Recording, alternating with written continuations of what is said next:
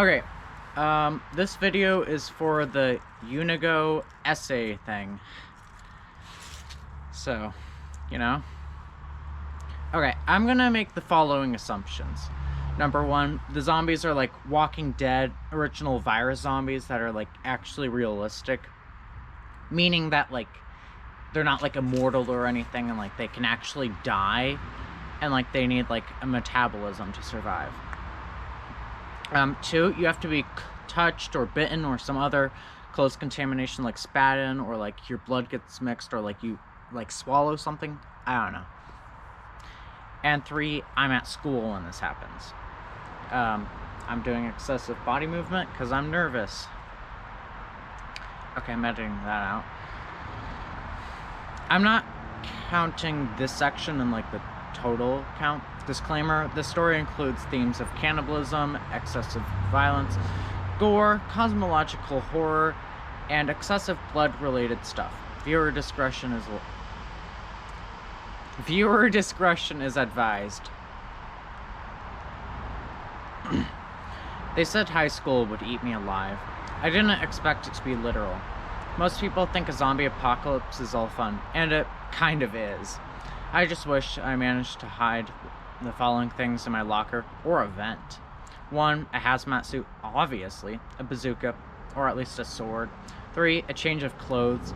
4, a Buddha Shrek statue, no reason for that one, I just kind of like it. And 5, some sushi. I haven't had sushi for months, even before the apocalypse. Like the last time I had sushi was, okay, not important. It's honestly probably not an apocalypse, but it sure feels like it. I've taken up shelter in the math help center. My teacher, Mr. Vicari, was infected, and he's always pretty cranky and zombie-like, so I didn't think much of it until he took a big bite out of a kid's neck. At that point, I wasn't sure if it was zombies or he snapped, or maybe a cannibalism apocalypse. What, I've read your Utopia. But in any case, I jumped out of my chair, slammed the door shut, full-on sprinted to the math center. Thankfully, no one was in it, and just locked every door before passing out. When I woke up, pure carnage unfolded. And the good news is that zombies just kind of die after a few hours, so they just kind of like burn themselves out. The bad news is that this only happens when they don't feed. And at this point, they've probably found a good food supply, unlike me. And I have no food or water. Food isn't as big an issue as water, but I can't really do anything without it. So I've been sharpening a yardstick. I'm not crazy enough to try to eat a zombie. I'd probably get infected. So instead, I'm just gonna run to the cafeteria. This is getting edited out, right? Like all these bloopers, right? Oh. Ew, ew, ew. So instead, I'm just gonna run to the cafeteria. I also know vents can't realistically support my weight, so instead, I'm gonna stab everything in my way. So I open the door, and walking out, you can just imagine my surprise to see completely empty halls. Was I wrong? Was there no zombie apocalypse? Nope, because my ex-best friend Nathan Mum was dragging away a corpse to eat, so I quickly stabbed the yardstick into like the top of his scalp, like right about here. While looking away to avoid accidentally swallowing his blood, and he just crumples to the floor, completely dead. Surprisingly less scary than you'd think. I walked down to the main hall, turning at the corners to see more zombies feasting on corpses, and it's surprisingly easy to avoid them.